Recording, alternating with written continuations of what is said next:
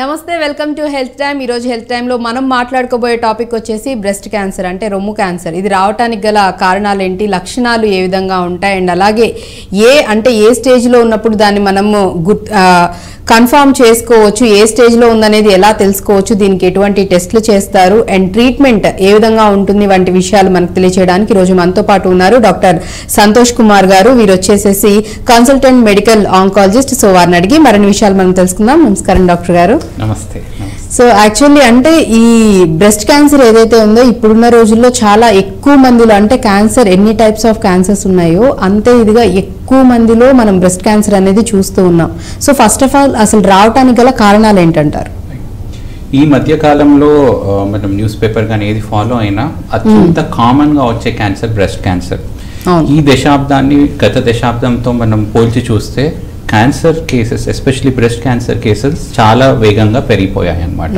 దీనికి రకరకాల కారణాలు కాంట్రిబ్యూట్ అవుతా ఉన్నాయి దాంట్లో most important is changing life style అన్నమాట మన జీవన విధానం అనేది సమయం గడుస్తున్న కొద్దీ సెడెంటరీ లైఫ్ స్టైల్ అనేది ఎక్కువగా అయిపోయింది అనమాట దాంతోపాటు స్థూలకాలం ఒబేసిటీ అనేది పెరుగుతూ ఉందన్నమాట ఈ బ్రెస్ట్ క్యాన్సర్ వృద్ధి చెందడానికి బాడీలో ఈస్ట్రోజన్ హార్మోన్ అనేది ఎక్కువ అవుతే ఈ బ్రెస్ట్ క్యాన్సర్ వచ్చే ఛాన్సెస్ ఎక్కువగా ఉంటాయన్నమాట one of the most common reasons so obesity కానీ మన diet and life style modifications మనం ఏదైతే అలవాటు పడ్డామో సెడెంటరీ లైఫ్ స్టైల్కి అట్లాగే మనం తీసుకున్న వెస్టర్నైజ్డ్ ఫుడ్స్ మనము యూరప్లో కానీ అమెరికాలో కానీ దే విల్ టేక్ ఆ ఫుడ్ తీసుకుంటారు జంక్ ఫుడ్ అట్లాగే వాళ్ళు ఎక్సర్సైజెస్ అది కూడా రెగ్యులర్ గా చేస్తారు మనం ఏం అడాప్ట్ చేసామంటే మనం వాళ్ళ ఫుడ్ మనము వెస్టర్న్ ఫుడ్ మనం అలవాటు పడిపోయినాం పిజ్జాస్ కానీ బర్గర్స్ కానీ చీజ్ కానీ పాస్తాస్ కానీ అది తీసుకుంటూ మన ఫిజికల్ యాక్టివిటీని మనం ఏమి మాత్రం పెంచలేదన్నమాట సో దీంతో బాడీలో ఏంటంటే అన్నెసెసరీ క్యాలరీస్ అది మనం లోపల తీసుకుంటున్నాం అది ఎక్స్పెండిచర్ లేకపోతే ఏంటంటే ఒబేసిటీ పెరిగిపోయి దీనివల్ల చాలా కారణాలు వస్తూ ఉన్నాయి కామనెస్ట్ కాజ్ ఫర్ బ్రెస్ట్ కానీ ఎండోమెట్రియల్ క్యాన్సర్ కానీ obesity and changing life style అట్లాగే ఈ మధ్య ఆల్కహాల్ తీసుకోవడం కూడా చాలా సర్వసాధారణం అయిపోయింది అదొక ఫ్యాషన్ సింబల్ లాగా అయిపోయింది అనమాట this is also one of the growing concern in regarding to cause of cancer అనమాట ఇవన్నీ ప్రీవియస్ గా లేవు సో లాస్ట్ 15 to 20 years లో మన కల్చర్ చేంజ్ మూలంగా మనము చెడు విధానాలను అవలంబించుకొని మంచి విధాలైన రన్నింగ్ కానీ జాగింగ్ కానీ ఇట్లాంటివి అవాయిడ్ చేస్తున్నాం సో ఒకవైపు చెడు అలవాట్లు పెంచుకొని మంచి అలవాట్లు తగ్గిస్తున్నాం అనమాట ఈ ఇంబ్యాలెన్స్ వల్ల క్యాన్సర్ రేట్లు అనేది అమాంతం పెరిగిపోతాయి అండ్ ఈవెన్ బ్రెస్ట్ క్యాన్సర్ తో పాటు చాలా రకాల కొత్త క్యాన్సర్స్ అనేవి కూడా రావడం అనేది కూడా జరుగుతుంది ఓన్లీ బికాస్ ఆఫ్ అంటే మన లైఫ్ స్టైల్ మొత్తం చేంజ్ చేసుకోవడం మీరు అన్నట్లుగా అంటే రకరకాల ఫుడ్ ఆ ఫుడ్ కూడా తీసుకునేది కూడా టైమింగ్స్ చేంజ్ అయిపోయాయి ఎలా అంటే అలా క్వాంటిటీ అన్ని పక్కన పెట్టేస్తున్నారు ఎనీ టైం మనకి ఇప్పుడు అన్ని అవైలబుల్ గా ఉండేసరికి ఎనీ టైం అన్నా ఫుడ్ వచ్చేస్తుంది కాబట్టి ఎప్పుడంటే అప్పుడు తినేయచ్చు ఎప్పుడంటే అప్పుడు ఉండొచ్చు అండ్ హ్యాబిట్స్ మీరు అన్నట్లుగా హ్యాబిట్స్ కూడా అది కూడా ఒక సర్టెన్ ఏజ్ వచ్చాక కొంతమందిలో ప్రాపర్ సెటిల్ అయిన తర్వాత అలా చూసుకోవాలని ఉండేది ఇప్పుడు మాత్రం టీన్స్ లోనే స్టార్ట్ చేస్తున్నారు అన్ని రకాల అలవాట్లు అనేవి చేసుకుంటూ ఉన్నారు ఏముండదు ప్రాబ్లం ఏముండదని చేస్తున్నారు బట్ దాని ఇంపాక్ట్ అనేది మన హెల్త్ మీద ఖచ్చితంగా పడుతుందని చెప్తున్నారు సో ఇప్పుడు మనం బ్రెస్ట్ క్యాన్సర్ విషయానికి వచ్చినట్లయితే కనుక ఎక్కువగా అంటే ఏజ్ గ్రూప్ లేడీస్ లో మనకి ఇది డిటెక్ట్ అవుతుందంటారు జనరల్ గా బ్రెస్ట్ క్యాన్సర్ అనేది 40 నుంచి 60 సంవత్సరాల మధ్య వయసులో ఉన్న మహిళలో ఎక్కువగా చూస్తూ ఉంటాం కానీ ఈ మధ్యలో మనం 30 సంవత్సరాల తర్వాత కూడా మనం చూస్తూ ఉన్నాం అనమాట 30 నుంచి 40 సంవత్సరాల లోపల కూడా చూస్తున్నాం బట్ కామన్ గా 40 to 60 years లోపల మనం చూస్తూ ఉంటాం అనమాట so this is the commonest age for breast cancer so ఎవరికైతే వయసు తక్కువగా ఉంటుందో 20 సంవత్సరాలు 30 సంవత్సరాలలో కూడా అప్పుడప్పుడు కొన్ని బ్రెస్ట్ క్యాన్సర్స్ చూస్తూ ఉంటాం అవి ఏమన్నా జెనెటికలీ రిలేటెడ్ ఉన్నాయా అనేది కూడా మనం చూసుకుంటా ఉంటాం అనమాట సో ప్రాబ్లం ఏమవుతుందంటే ఎవరికైతే ఏజ్ తక్కువగా ఉందో వాళ్ళలో రొమ్ములో ఏమైనా చిన్న లంప్ లాగా గడ్డగానే ఏమైనా వచ్చినప్పుడు ఈ వయసులో నాకు క్యాన్సర్ ఎందుకు వస్తుందిలే అనే వాళ్ళ థింకింగ్ తో వాళ్ళు డాక్టర్ గారికి సంప్రదించడానికి రారనమాట కొన్నిసార్లు అవి క్యాన్సర్ రూపంలో రూపాంతరం చెందిన తర్వాత అప్పుడు డాక్టర్ దగ్గర వస్తారు సో వెరీ ఇంపార్టెంట్ ఇస్ ఏదన్నా న్యూ సిమ్టమ్ కానీ న్యూ చేంజ్ కానీ వస్తే క్వాలిఫైడ్ మెడికల్ డాక్టర్ దగ్గర వెళ్ళి పరీక్షించుకోవడం అత్యంత ఉత్తమం అన్నమాట. ఎందుకంటే ఈ మధ్యలో వయసుతో సంబంధం లేకుండా కూడా జబ్బులు వస్తా ఉన్నాయి. ఫర్ ఎగ్జాంపుల్ చెప్తాను, మన హార్ట్ అటాక్స్ తీసుకుంటే 20 సంవత్సరాలు 30 సంవత్సరాలలో కూడా హార్ట్ అటాక్స్ వస్తున్నాయి. అట్లాగే ఏంటంటే వయసుతో మనము లింకేజ్ అనేది పెట్టుకోవడం మానేసేయాలి.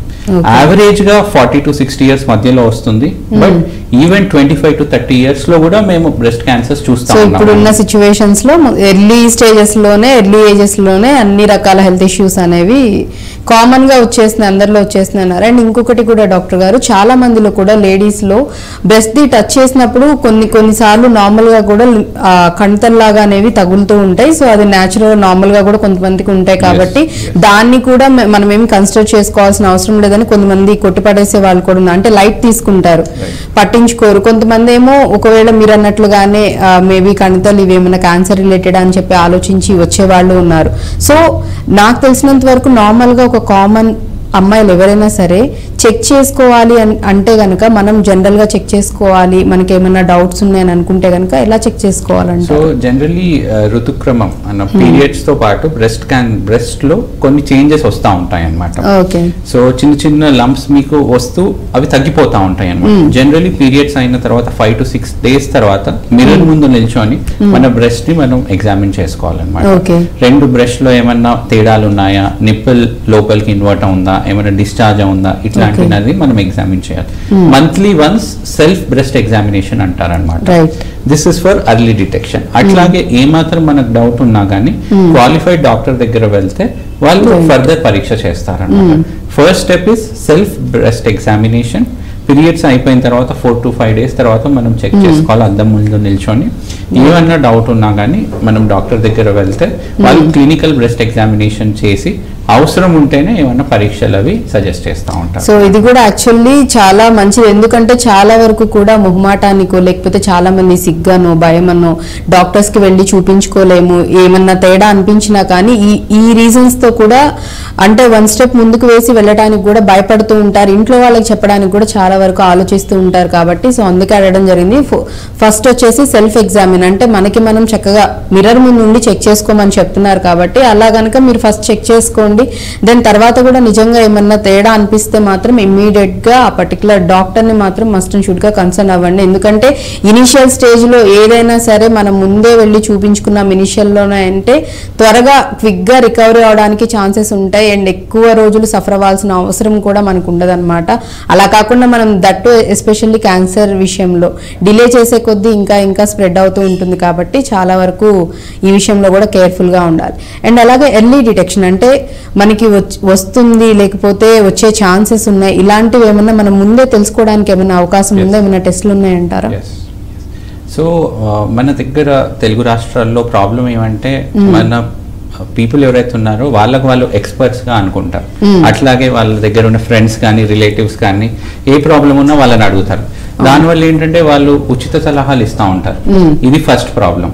సెకండ్ ప్రాబ్లం ఏంటంటే మన స్పెషలైజ్డ్ డాక్టర్స్ ఉన్నారు, ఎవరు వాళ్ళు మెడికల్ షాప్ వాళ్ళు. సో నెక్స్ట్ వాళ్ళ దగ్గర వెళ్తారు, నాకు ఈ ప్రాబ్లం వచ్చింది అనేది మందులు తీసుకొని సరే నార్మల్ అయిపోయిందని తీస్తారు. మూడో ప్రాబ్లం ఏంటంటే ఇవాళ నాకు కడుపులో కొద్దిగా నొప్పిగా ఉందండి, ఎందుకు వచ్చింది అంటే వాళ్ళకు వాళ్ళు సర్ది చెప్పుకుంటారు. ఈ రోజు నేను పని ఎక్కువగా చేశాను, ఈ రోజు నేను బిర్యానీ తిన్నానని self suggestion. Major problem self medication, advice from those people who are not specialist, అంటే అవగాహన లేని వాళ్ళ నుంచి అవగాహన తీసుకోవడం, అట్లాగే మెడికల్ షాప్కి వెళ్ళి మందులు తీసుకోవడం. నాకు నచ్చేది ఏంటంటే యుఎస్ లో ఎట్లా ఉంటుందంటే మీరు మెడిసిన్స్ రాయకపోతే nobody will give you medicines అనమాట. ఇండియాలో అట్లా ఏమి లేదు, నాకు ఫీవర్ వచ్చింది మెడికేషన్స్ ఇవ్వమని వాళ్ళు మెడికల్ షాప్ దగ్గర వెళ్తా ఉంటారు అనమాట, అన్క్వాలిఫైడ్ పర్సన్. దీనివల్ల ఏమవుతుందంటే మనకి తొలి స్టేజ్ లో ఉన్న లక్షణాలు మిస్ అయిపోయి అట్లాగే వెళ్తూ అడ్వాన్స్ స్టేజ్ లో డిటెక్ట్ అవుతా ఉంటారు అన్నమాట. సో మన ఇంపార్టెంట్ క్వశ్చన్ ఏంటంటే క్యాన్సర్ ని, ఎస్పెషల్లీ రొమ్ము క్యాన్సర్ ని మొదటి స్టేజ్ లో, చిన్న స్టేజ్ లో మనం ఎట్లా గుర్తించాలి? దీన్ని స్క్రీనింగ్ అంటారు. ఈ సైంటిఫిక్ ప్రాసెస్ ని స్క్రీనింగ్ అంటారు. స్క్రీనింగ్ అంటే ఏంటంటే మన లోపల లక్షణాలు ఏమాత్రం లేనప్పుడు క్యాన్సర్ ని గుర్తించే ప్రాసెస్ ని, ఆ ప్రక్రియని స్క్రీనింగ్ అని పిలుస్తా ఉంటారు అన్నమాట. యాక్చువల్లీ అంటే sorry to interrupt you doctor గారు, మధ్యలో ఇంకొక విషయం కూడా చెప్పాలి. చాలా మంది ఏంటంటే మేము హెల్దీగా ఉన్నాం, బాగున్నాం, ఇప్పటి వరకు మాకు ఎలాంటి హెల్త్ ఇష్యూస్ లేవు, మా ఫ్యామిలీ హిస్టరీలో కూడా ఎవరికి ఇంతవరకు ఇలాంటి అంటే వ్యాధులు కానీ జబ్బులు కానీ రావటం మేము ఎవరి ఫ్యామిలీ హిస్టరీలో చూడలేదు. But all of sudden sudden ఒక 2-3 months తర్వాత 6 months తర్వాత సడన్ గా అప్పటి వరకు బాగానే ఉంది, సడన్ గా ఒక కంటలాగా ఇట్లా కనిపిస్తూ ఉందని చెప్తూ ఉంటారు. సో అంటే ఆ టైం టేకింగ్ లోపల నుంచి ఆ కణిత అనేది ఫామ్ అవడానికి, క్యాన్సర్ కణాలు అనేవి గ్రో అవడానికి మినిమం ఎంత టైం తీసుకుంటుంది? అది గ్రో అయ్యి అంటే లోపల దాని సైజు పెరగక ముందే మనం కన్ఫర్మ్ చేసుకోవచ్చా, డిటెక్ట్ చేసుకోవచ్చు అంటారా? సో ఈ క్యాన్సర్ ప్రాసెస్ అనేది ఫస్ట్ చాలా చిన్న సైజ్ లో మొదలవుతుంది అనమాట. ఓకే, అది సైజ్ మెల్లమెల్లగా పెరుగుతుంది. This is the initial process. Right. ఆ పెరిగిన తర్వాత పక్కనున్న ప్రాంతంలో స్ప్రెడ్ అవుతుంది అనమాట. అంటే చంక భాగం కానీ ఛాతి మధ్యలో భాగం, దాని తర్వాత బాడీలో వేరే స్పాట్స్ కి స్ప్రెడ్ అవుతుంది in the form of bones కానీ లివర్ కానీ. సో లక్షణాలు ఎట్లా ఉంటాయంటే క్యాన్సర్ కణాలు స్టార్టింగ్ లో ఏ ప్రాంతంలో ఉన్నాయి, సపోజ్ రొమ్ము క్యాన్సర్ లో ఏంటంటే రొమ్ము పెద్దగా ఉంటుంది కాబట్టి చిన్నగా కణితి ఉన్నప్పుడు మనం ఎంత క్లినికల్ గా చూసినా గానీ మనకు ఆ కణితి అనేది తగ్గలేదు అనమాట. దాని మూలంగా మనం ఏం చెప్తామంటే ప్రతి మహిళ 40 సంవత్సరాలు దాటిన తర్వాత మ్యామోగ్రామ్ అనే టెస్ట్ ఉంటుందండి. ఇది అవ్వడానికి 5 minutes కూడా అవ్వదు, అన్ని లోకల్ ల్యాబొరేటరీస్ లో ఉంటాయి అన్నమాట. ఈ మ్యామోగ్రామ్ పరీక్ష సంవత్సరానికి ఒకసారి మనం చేస్తూ మంత్లీ ఒకసారి క్లినికల్ బ్రెస్ట్ ఎగ్జామినేషన్ చేస్తే దెన్ ఎటువంటి రొమ్ము క్యాన్సర్లు అయినా మనం మొదటి స్టేజ్ లోనే కనుక్కునే అవకాశం ఉంటుంది అనమాట. 40 years దాటిన తర్వాత mammogram, once a year, once a month clinical breast examination, ఇవి రెండు మనం చేయగలిగితే క్యాన్సర్ ఎస్పెషల్లీ రొమ్ము క్యాన్సర్ మహమ్మారిని తొలి దశలోనే మనం కనుక్కొని సంపూర్ణంగా మనం నిర్మూలించే అవకాశం ఉంటుంది అనమాట. ఈ మ్యామోగ్రామ్ పరీక్ష అనేది మనకి జనరలీ మనము ఎప్పుడైనా ఎక్స్రేస్ అది చేస్తుంటాం అనమాట. రొమ్ముకు సంబంధించిన ఎక్స్రే లాగా ఉంటుంది అనమాట. దీనివల్ల ఏమాత్రము రేడియేషన్ రిస్క్ ఏమి ఉండదు. It is a very safe process. ఇది చేసుకున్నట్టయితే చిన్న పరిమాణంలో ఉన్నవి మనం అర్లీగా డిటెక్ట్ చేసుకోవచ్చు. నేను మీకు ఒక ఎగ్జాంపుల్ ఇస్తాను. కోవిడ్ ఆ సందర్భంలో చాలా మంది సిటీ స్కాన్స్ చేసుకునేవాళ్ళు లంగ్ కి సంబంధించిన. అట్లాంటప్పుడు మాకేంటంటే కొంత లంగ్ క్యాన్సర్స్ కూడా డిటెక్ట్ చేసాం అనమాట. వాళ్ళు కోవిడ్ సంబంధించిన స్కాన్స్ లో లంగ్ క్యాన్సర్ కూడా డిటెక్ట్ చేసాం. అట్లాగే మనము ఫర్ ఎగ్జాంపుల్ చిన్న సైజ్ లో ఉన్న రొమ్ము క్యాన్సర్ ని మనం తీసేసాం అనుకోండి, వెరీ సింపుల్ సర్జరీతో మనం కంప్లీట్ గా క్యాన్సర్ ని ఎలిమినేట్ చేయొచ్చు. కొన్ని సందర్భాల్లో కీమో కూడా అవసరం పడదు. ఆ రొమ్ములో ఉన్న గడ్డ వరకే మనం సర్జరీ చేసి తొలగించవచ్చు. పూర్తిగా రొమ్ము తీయవలసిన అవసరం కూడా ఉండదు అనమాట. సో మోర్ దెన్ 40 years 40 సంవత్సరాలు దాటిన తర్వాత మ్యామోగ్రామ్ పరీక్ష, ప్రతి నెలకు ఒకసారి ఇంట్లోనే అద్దం ముందు క్లినికల్ బ్రెస్ట్ ఎగ్జామినేషన్, ఇవి చేసినట్లయితే మనం అర్లీ స్టేజ్ లోనే క్యాన్సర్ ని డయాగ్నోస్ చేయొచ్చు. రైట్. అండ్ ట్రీట్మెంట్ కూడా డాక్టర్ గారు చెప్పినట్లుగా ఓన్లీ సర్జరీ చేసి ఆ కణిత ఏదైతే ఉందో దాని వరకే రిమూవ్ చేసే ఇది ఉంటుందని చెప్తున్నారు.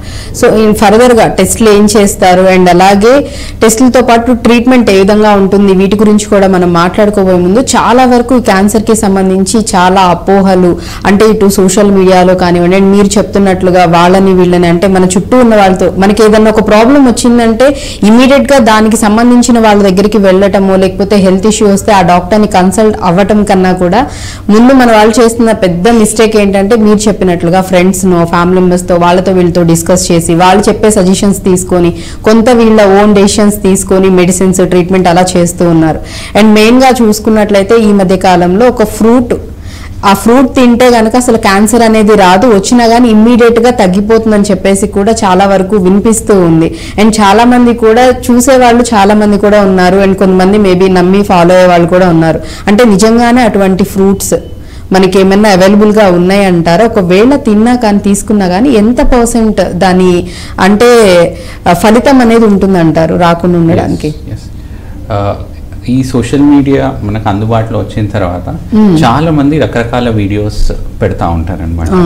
ఈ డైట్ ఫాలో అవుతాయి, సపోజ్ ఈ ఫ్రూట్ తీసుకుంటే క్యాన్సర్ కణాలు ఇట్లాగే ఆవిరి అయిపోయి కంప్లీట్ గా డిసపియర్ అవుతాయి.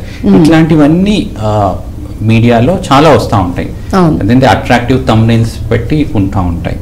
సో ద ప్రాబ్లం ఏంటంటే సపోజ్ ఎవరికైనా క్యాన్సర్ ఉందనుకోండి, వాళ్ళకి అట్లాంటివి చూడగానే they will get a sensation of hope.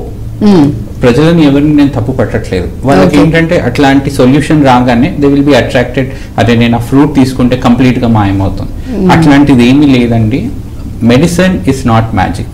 అన్ని మనం లాజిక్ గా మనం ట్రీట్ చేస్తూ ఉంటాం అనమాట.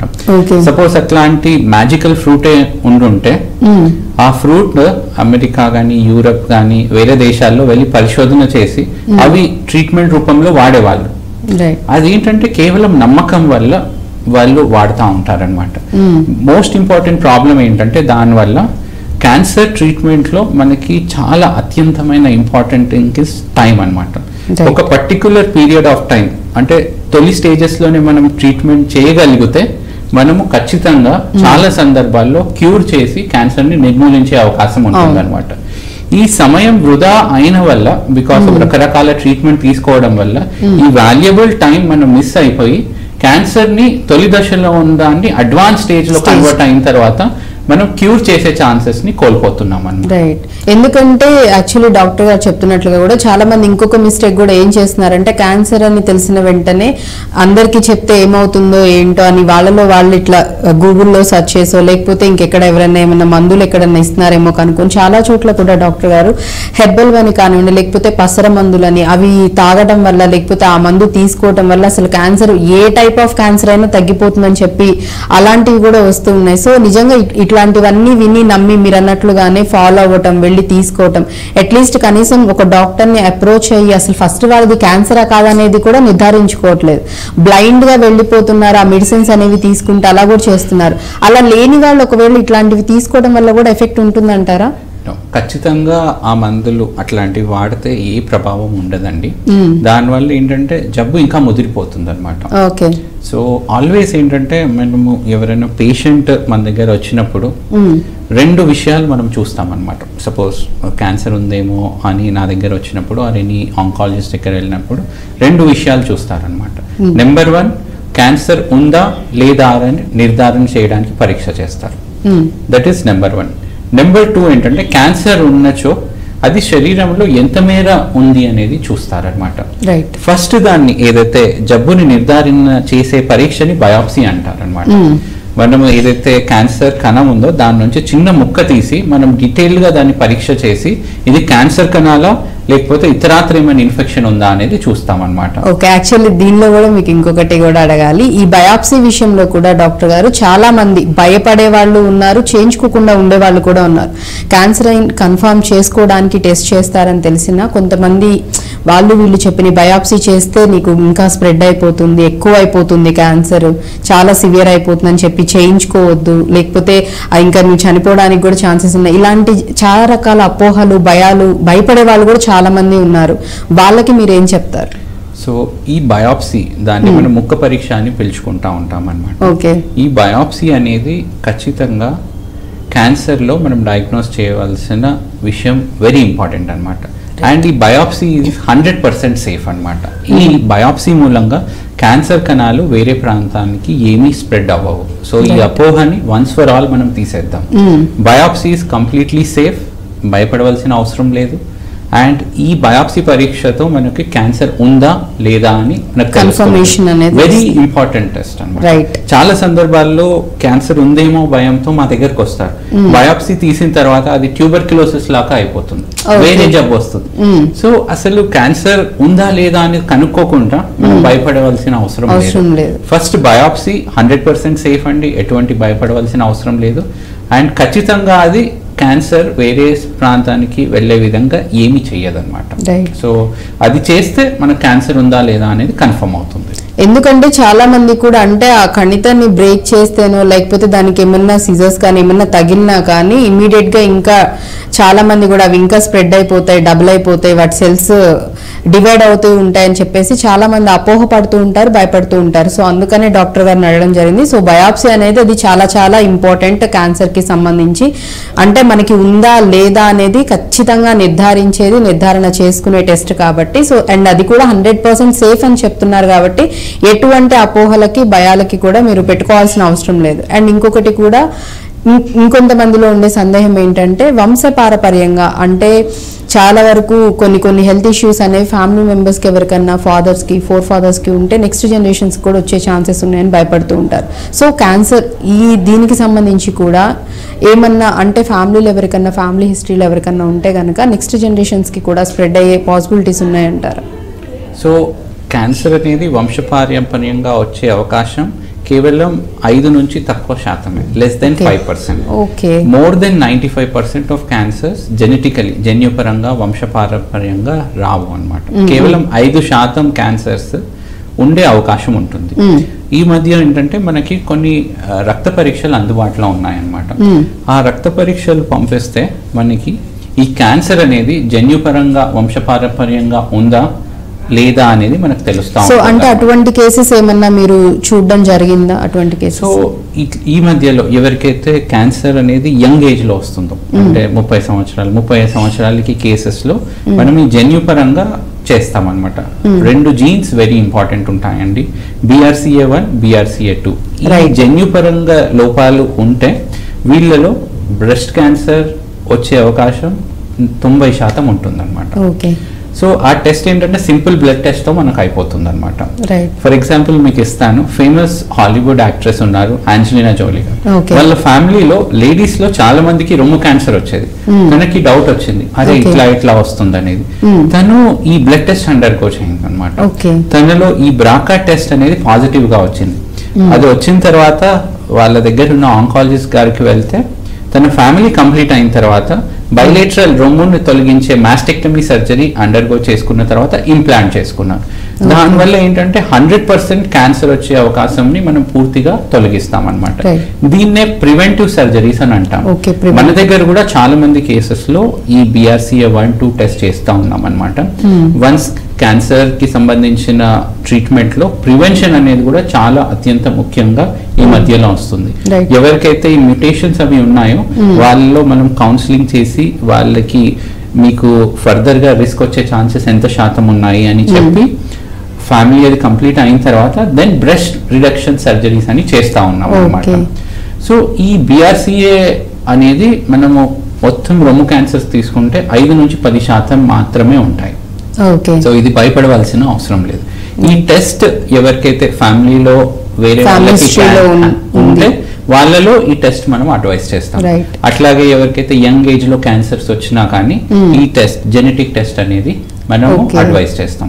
ఈ టెస్ట్ చేసిన తర్వాత మనకు పాజిటివ్ ఉంటే ఏ విధంగా చేయాలి, నెగిటివ్ ఉంటే ఏ విధంగా చేయాలి అనేది ప్రీ టెస్ట్ కౌన్సిలింగ్ అని ఇస్తారు అనమాట.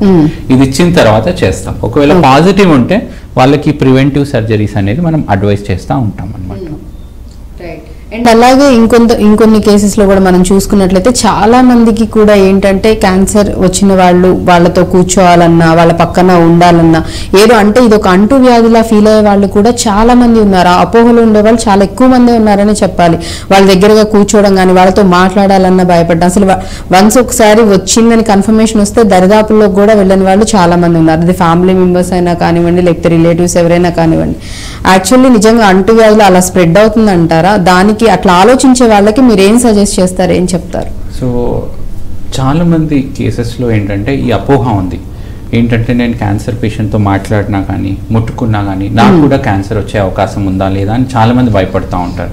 కొందరైతే వాళ్ళ ఇంట్లో ఉన్న పేషెంట్ని ఒక చిన్న రూమ్కి పరిమితం చేసేసి వాళ్ళని బయట తిరగకుండా వాళ్ళకి ఫుడ్ కూడా సపరేట్గా ఇట్లాంటివి అవాయిడ్ చేయాలండి. 100% ఖచ్చితంగా క్యాన్సర్ అనేది అంటువ్యాధి కాదు. ఒకే వాష్రూమ్ యూజ్ చేసుకున్నా, ఒకే ప్లేస్లో మనం తిన్నా కానీ, వాళ్ళతో కలిసి మాట్లాడినా, టచ్ చేసినా కానీ, ఒకే దగ్గర పడుకున్నా కానీ ఖచ్చితంగా ఒకరి నుంచి ఇంకొకరికి సంక్రమించదు. ఒక క్యాన్సర్ పేషెంట్ డయాగ్నోస్ అయిన తర్వాత వాళ్ళకి ట్రీట్మెంట్తో పాటు ఎమోషనల్ సపోర్ట్, ఫ్యామిలీ సపోర్ట్ అనేది అత్యంత ఇంపార్టెంట్ అయింది. సో వన్స్ వాళ్ళని ఐసోలేట్ చేసేస్తే వాళ్ళ మనోధైర్యం కూడా దెబ్బతినిపోతుంది అనమాట. ఇంకోటి ఏం చేస్తారంటే ఇంట్లో ఉన్న చిన్న పిల్లలని వాళ్ళతో ఆడనివ్వరు, ఇట్లాంటివి చేయకూడదండి. Because confidence, self confidence for a oncology patient, cancer patient అనేది కూడా చాలా ఇంపార్టెంట్. మనం ఏదైతే మందులు ఇస్తామో పేషెంట్ కాన్ఫిడెంట్ గా ఉండి family support, good healthy environment ఉంటే ఇంప్రూవ్ అయ్యే ఛాన్సెస్ చాలా రెట్లు పెరిగిపోతాయి అన్నమాట. సో ఖచ్చితంగా క్యాన్సర్ అనేది అంటువ్యాధి కాదు. వాళ్ళని ఐసోలేట్ చేయవలసిన అవసరం ఏమాత్రము లేదు. వాళ్ళని అట్లా సపరేట్ గా పెట్టడము, లేకపోతే దూరంగా పెట్టడము, అందరితో కలవనివ్వకపోవడం, మాట్లాడకుండా ఉండడం, ఇలాంటి అపోహలు చేసే వాళ్ళు కూడా చాలా మంది ఉన్నారు, చేస్తున్న వాళ్ళు కూడా ఉన్నారు. కాబట్టి సో వాళ్ళందరికీ ఐ థింక్ క్లియర్ గా ఇప్పటికన్నా అంటే మీరు ఇప్పటికన్నా అర్థం చేసుకోవాలి, అది అయితే అంటువ్యాధి కాదు, అదేమి స్ప్రెడ్ అవ్వదు. వాళ్ళని కూడా మనతో పాటు నార్మల్ గా కలుపుకొని ఉండి వాళ్ళకి స్ట్రాంగ్ గా ఫ్యామిలీ సపోర్ట్ అనేది కనుక ఇస్తే డాక్టర్ గారు చెప్పినట్లుగా ట్రీట్మెంట్ ఎంత జరుగుతూ ఉన్నా కానీ మనం మోరల్ సపోర్ట్ అనేది, ఫ్యామిలీ సపోర్ట్ అనేది లేకపోతే వాళ్ళు రికవర్ అవడానికి ఇంకా టైం పడుతుంది. లేదన్నా కూడా ఇంకా డిప్రెస్ అవుతూ ఉంటారు. ఆల్రెడీ ట్రీట్మెంట్ తీసుకుంటూ ఫిజికల్లీ చాలా వీక్ అయిపోతూ ఉంటారు. అటువంటి వాళ్ళకి మనం ఇవన్నీ డిస్టెన్స్ పెట్టేసేసి వాళ్ళని సపరేట్ గా చేయడం వల్ల మెంటల్లీ కూడా చాలా చాలా అప్సెట్ అవుతారు. కాబట్టి అలాంటి పనులు అయితే ఏవి చేయకండి. అది ఎవరికి స్ప్రెడ్ అయ్యే అవకాశం అయితే ఉండదు. ఐ థింక్ ప్రతి ఒక్కరికి కూడా ఇమ్యూనిటీ రెసిస్టెన్సీ అనేది ఉంటుంది. కాబట్టి త్వరగా ఏది కూడా ఈజీగా ఇమీడియట్ గా అటాక్ అయిపోయి ఇమీడియట్ గా రావడం అయితే జరగదు. సో చాలా లాంగ్ ప్రాసెస్ ఏదన్నా జరగాలన్నా, హెల్త్ ఇష్యూస్ రావాలన్నా. ఇంకొక మంది ఉంటారండి చాలా ఎక్స్ట్రీమ్ అన్నమాట. క్యాన్సర్ హాస్పిటల్ ఉన్న రోడ్స్ లో కూడా వాళ్ళు ఇట్లాంటి వాళ్ళని కూడా చూస్తా ఉన్నాం. సో అట్లా భయపడవలసిన అవసరం ఏమాత్రం లేదండి. So we need to show empathy. Cancer patients కి మనం ప్రేమను పంచితే ఏంటంటే వాళ్ళ రికవరీ కూడా ఫాస్ట్ గా ఉంటుంది. We should provide positive environment అనేది ఇంట్లో మనం ప్రొవైడ్ చేయగలగాలి.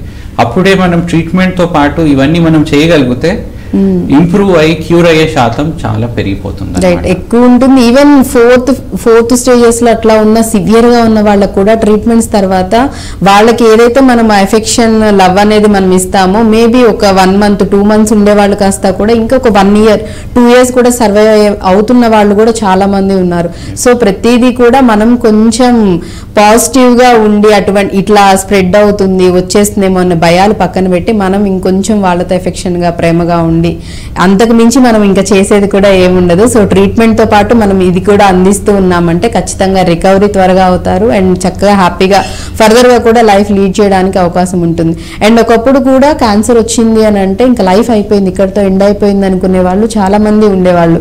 ఎందుకంటే ట్రీట్మెంట్స్ విషయానికి వస్తే కూడా అది కూడా మాట్లాడాలి. ట్రీట్మెంట్ అంటే ఒకప్పుడు క్యాన్సర్ అంటే కనుక మనం ఫారెన్ వెళ్ళాలి, అక్కడికి వెళ్తేనే ట్రీట్మెంట్, అన్ని ఎవ్రీథింగ్ ఎక్విప్మెంట్ మెడిసిన్ అంతా కూడా ఫారిన్ కంట్రీస్ లో ఉంది, మన ఇండియాలో అంత రాలేదని చెప్పేసి చేసేవాళ్ళు. అట్లా కొంచెం అంటే ఆఫర్ చేయగలిగిన వాళ్ళు, ఫినాన్షియల్ గా స్ట్రాంగ్ ఉన్న వాళ్ళు వెళ్ళి చేయించుకునే వాళ్ళు, లేని వాళ్ళు ఇక్కడే ఉండి ట్రీట్మెంట్స్ ఉండేది. బట్ ఎట్ ప్రెసెంట్ ఇప్పుడున్న కండిషన్స్ లో నాకు తెలిసి క్యాన్సర్ కాదు, any type of health issue, any type of health problem ప్రతిదానికి కూడా మెడికల్ ఎవ్రీథింగ్ మనకి అన్ని అందుబాటులో ఉన్నాయి. సో అటువంటి అపోహలతో భయపడే వాళ్ళకి కూడా మీరు ఏం చెప్తారు? సో చాలా మంది ఏంటంటే గత కాలంలో 10-15 సంవత్సరాల క్రితం ఏంటంటే చాలామంది సినీ యాక్టర్స్ కానీ ఫేమస్ సెలబ్రిటీస్ కానీ క్యాన్సర్ డయాగ్నోస్ అవ్వగానే అమెరికాకు వెళ్ళడం, బయట దేశాలకు వెళ్ళి అక్కడ ట్రీట్మెంట్ తీసుకొని రావడం అట్లాంటిది జరుగుతుంది. దాన్ని చూసి కామన్ పబ్లిక్ ఏమనుకుంటున్నారంటే ప్రస్తుత కాలంలో ఇండియాలో హైదరాబాద్లో అట్లాంటి ట్రీట్మెంట్స్, అడ్వాన్స్ ట్రీట్మెంట్స్ లేవు అనే అపోహలో ఉన్నారు. ప్రస్తుతం ఉన్న పరిస్థితుల్లో అన్ని రకాల లేటెస్ట్ అడ్వాన్స్ ట్రీట్మెంట్స్ అనేవి మనకు అందుబాటులో ఉన్నాయన్నమాట. ఇంకో విషయం గ్రహించాలి ఏంటంటే క్యాన్సర్ పేషెంట్ ట్రీట్మెంట్ జర్నీలో social support and family support అనేది అత్యంత ఇంపార్టెంట్ అయిన థింగ్. సపోజ్ ట్రీట్మెంట్ కోసం అనేది మనం విదేశాలకు కానీ వేరే ప్రాంతాలకు కానీ వెళ్తే అక్కడ మనం సోషల్ సపోర్ట్ ఏర్పరచడానికి it's become very very difficult అనమాట. అండ్ అవుట్కమ్స్ కూడా మనకు ఎఫెక్ట్ అవుతూ ఉంటాయి. అంటే ఫ్యామిలీకి దూరంగా, ఫ్రెండ్స్, ఫ్యామిలీ లేకుండా కేవలం ట్రీట్మెంట్ అనేది తీసుకోవడానికి వెళ్ళినచో అదే ట్రీట్మెంట్ హైదరాబాద్లో మన ఇంటి దగ్గర అవైలబుల్ ఉన్నప్పుడు మనకు సోషల్ సపోర్ట్ కానీ ఫ్రెండ్స్ సపోర్ట్ కానీ, సపోజ్ మనకి ఏమన్నా బ్లడ్ ఎక్కించాల్సిన అవసరం పడుతుంది, అప్పుడు డోనర్స్ కానీ ఇట్లాంటివన్నీ మనకి అందుబాటులో ఉంటాయి. సో ప్రస్తుతం ఏంటంటే అన్ని అడ్వాన్స్డ్ మెడికేషన్స్ అనేవి, అధునాతన ట్రీట్మెంట్ పద్ధతులు మనకి హైదరాబాద్ లో అందుబాటులో ఉన్నాయి. ఫారెన్ వెళ్ళాల్సిన అవసరం అయితే లేదు, భయపడాల్సిన అవసరం కూడా లేదు. సో ఇక్కడే అన్ని అవైలబుల్ గా ఉన్నాయంటారు. అండ్ ఇంకొకటి కూడా అంటే ఇంకొంతమంది కూడా యాక్చువల్లీ ఎవరైతే పిల్లల్ని కంటారో బ్రెస్ట్ ఫీడింగ్ అనేది కొంతమంది ఇవ్వరు. కొంతమంది అంటే వాళ్ళ అన్నం తరిగిపోతుందని కొంతమంది ఇవ్వరు, కొంతమంది సమ్ అదర్ రీజన్స్ వల్ల ఇవ్వకుండా ఉంటారు. అలా ఎవరైతే బ్రెస్ట్ ఫీడ్ చేయకుండా ఉంటారో వాళ్ళకు కూడా ఎక్కువ పాసిబిలిటీస్ ఉన్నాయి బ్రెస్ట్ క్యాన్సర్ రావడానికి అని చెప్తూ ఉన్నారు. నిజమే అంటారా? బ్రెస్ట్ ఫీడింగ్ ఎవరైతే తల్లిపాలు పిల్లలకి ఇస్తారో వాళ్ళలో బ్రెస్ట్ క్యాన్సర్ వచ్చే అవకాశం దాదాపు 5 రెట్లు తగ్గిపోతుంది అనమాట. సపోజ్ ఇండైరెక్ట్ గా చెప్పాలంటే ఎవరైతే బ్రెస్ట్ క్యాన్సర్, ఎవరైతే రొమ్ము పాలు ఇవ్వరో, బ్రెస్ట్ ఫీడింగ్ ఇవ్వరో వాళ్ళలో బ్రెస్ట్ క్యాన్సర్ వచ్చే అవకాశం 3 నుంచి 5 రెట్లు పెరిగిపోతుంది అనమాట. Breast feeding is protective to the mother from breast cancer అనమాట. సో ఖచ్చితంగా బ్రెస్ట్ ఫీడింగ్ అనేది మనం ఎంకరేజ్ చేయాలండి. This is an method by which వాళ్ళకు వాళ్ళు ప్రొటెక్ట్ చేస్తున్నారు. ఒకటి, breast milk is the best kind of food for the baby. బేబీకి ఖచ్చితంగా అడ్వాంటేజ్ ఉంది. బేబీ యొక్క ఎదుగుదల కానీ ఇమ్యూనిటీ కానీ అది అట్లాగే మదర్ కూడా క్యాన్సర్ రాకుండా ప్రివెంట్ అవుతుంది అనమాట. రైట్. సో ఇది వెరీ వెరీ ఇంపార్టెంట్. చాలా మంది మన వాళ్ళు దీన్ని నెగ్లెక్ట్ చేస్తారు. Breast feeding is protective for breast cancer అనమాట. ఓకే. సో అంటే పిల్లలకే కాదు, యాక్చువల్లీ తల్లులకు కూడా బ్రెస్ట్ క్యాన్సర్ రాకుండా ఉంటుంది. అట్ ది సేమ్ టైం పిల్లలకి తల్లిపాలు ప్రతి ఒక్కరు కూడా చెప్తూ ఉంటారు, మినిమం 6 months వరకు తల్లిపాలు అనేది పిల్లలకి చాలా చాలా ఇంపార్టెంట్ అని. సో ప్రతి ఒక్కళ్ళు కూడా ఇది కూడా గమనించాలి. పిల్లలకి ఒక్కళ్ళకే హెల్దీ మంచిది అని కాదు, తల్లులకు కూడా పిల్లలకి పాలు ఇవ్వటం వల్ల వాళ్ళ ఆరోగ్యం కూడా బాగుంటుంది. ఇటువంటి పెద్ద పెద్దవి ఏవైతే ఇష్యూస్ ఉన్నాయో, హెల్త్ ఇష్యూస్, క్యాన్సర్స్, ఇవన్నీ కూడా రాకుండా ఉంటాయని చెప్తూ ఉన్నారు. రైట్. అండ్ అలాగే అంటే ఒక్కొక్కళ్ళు ఒక్కొక్క డిఫరెంట్ వేల్లో ఆలోచించుకొని వాళ్ళకి వాళ్ళే డిసైడ్ అయిపోయి కన్ఫర్మ్ చేసేసుకొని, కొంతమంది క్యాన్సర్ అని తెలిసిన తర్వాత కూడా చాలా మందిలో అంటే టీనేజ్ వాళ్ళు కానివ్వండి, లేకపోతే మ్యారేజ్ కాని వాళ్ళు భయపడిపోయి ఇంకా లైఫ్ అయిపోయింది, మ్యారేజ్ ఇంకా చేసుకున్నా మనం సర్వైవ్ అవ్వలేమేమో, ఇలాంటి అపోహలతో భయపడిపోయి డిప్రెస్ అయిపోయి ట్రీట్మెంట్స్ చేయించుకొని వాళ్ళు కూడా చాలా మంది ఉన్నారు. బయటకి రాకుండా, ఇంట్లో వాళ్ళకు కూడా చెప్పకుండా వాళ్ళలో వాళ్ళే బాధపడిపోయే వాళ్ళు కూడా ఉన్నారు. సో వాళ్ళకి మీరేం చెప్తారు? ఒకప్పుడు 20 సంవత్సరాల క్రితం ఏంటంటే మనకి క్యాన్సర్కి ట్రీట్మెంట్ అనేది సరైన విధంగా అందుబాటులో లేదనమాట. ప్రస్తుతం ఏంటంటే ఎస్పెషల్లీ మీరు అన్నట్టు ఎవరైతే యంగ్ ఏజ్లో క్యాన్సర్ డయాగ్నోస్ అయితే తర్వాత ఫ్యామిలీ కానీ మ్యారేజ్ కానీ ఏ విధంగా ఉంటుంది, వాళ్ళు ఏమనుకుంటారని అపోహతో వాళ్ళకు వాళ్ళు కుమిలిపోతూ ఉంటారనమాట. అట్లాంటి భయపడవలసిన అవసరం లేదండి. ఎందుకంటే క్యాన్సర్ని మనం సంపూర్ణంగా నిర్మూలించిన తర్వాత నార్మల్ ఫ్యామిలీ లైఫ్, పిల్లలు కావడం కానీ, వాళ్ళు పెద్దగా అవడం కానీ ఇది అవుతా ఉంటుంది. సపోజ్ చాలా మంది మీరు మీడియాలో చూసుంటారు, యువరాజ్ సింగ్ ఫేమస్ క్రికెటర్, తనకి జర్మ్ సెల్ ట్యూమర్ అనే క్యాన్సర్ వచ్చింది. ఆ క్యాన్సర్ నుంచి పూర్తిగా రికవర్ అయ్యాక ప్రొఫెషనల్ క్రికెట్ లో వచ్చారు, క్రికెట్ ఆడారు. అట్లాగే మ్యారేజ్ అయింది, హీ హ్యాస్ చిల్డ్రన్. నేను చెప్పేది ఏంటంటే క్యాన్సర్ అనేది ఒక ఇన్హిబిషన్ కాదు ప్రస్తుతం ఉన్న పరిస్థితుల్లో. తన సోషల్ రెస్పాన్సిబిలిటీ కానీ, ఫ్యామిలీ పర్సనల్ రెస్పాన్సిబిలిటీస్ కానీ, వర్క్ పరంగా ప్రొఫెషనల్లో కానీ ఎటువంటి విధంగా cancer patient is not inferior to anyone అనమాట. ఖచ్చితమైన ట్రీట్మెంట్ తో వాళ్ళు కంప్లీట్ గా రికవర్ అయిన తర్వాత వాళ్ళు నార్మల్ జాబ్ లో వాళ్ళు జాయిన్ కావచ్చు. అట్లాగే మన సంజయ్ దత్ ఉన్నాడు, సో తనకు కూడా క్యాన్సర్ వచ్చింది. ట్రీట్మెంట్ తీసుకున్న తర్వాత వెరీ బిగ్ హిట్ మూవీస్ కూడా చేశారు. KGF దాని తర్వాతే చేశారు, అందరికీ తెలిసి ఉంటుంది. ఇనిషియల్ ట్రీట్మెంట్ తీసుకున్న తర్వాత he came back strongly. So అట్లా ఉంటుంది అనమాట కరెంట్లీ అందుబాటులో ఉన్న ట్రీట్మెంట్. సోనాలి బింద్రే కూడా క్యాన్సర్ తో, and I really appreciate them అనమాట. వాళ్ళు రికవర్ అయ్యాక ప్రజల్లోకి వచ్చి నార్మల్ పీపుల్లో ఆ అవగాహన అనేది పెంచుతా ఉన్నారు, అవేర్నెస్ తెస్తున్నారు, అండ్ నార్మల్ వాళ్ళ లైఫ్ ని వాళ్ళు మళ్ళీ లీడ్ చేస్తూ ఉన్నారు.